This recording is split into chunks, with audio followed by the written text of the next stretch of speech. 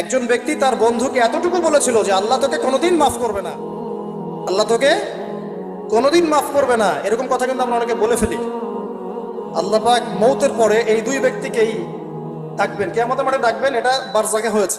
বলবেন, আমার রহমত নিয়ে কথা বলার ইখতিয়ার তোমাকে কে দিয়েছে? আমি কাকে মাফ করব কাকে করব না, এই কথা বলার ইখতিয়ার তোমাকে কে দিয়েছে?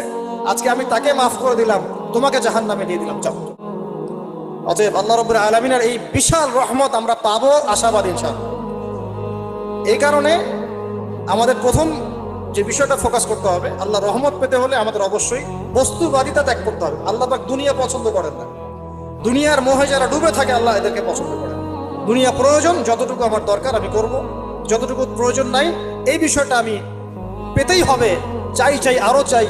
হ্যাঁ, দু হাতে চাপাও হাত পেতে নাও, ঋণ করে ঘি খাও, এইসব দর্শনের ধার ধারবো না আমরা ইনশাআল্লাহ।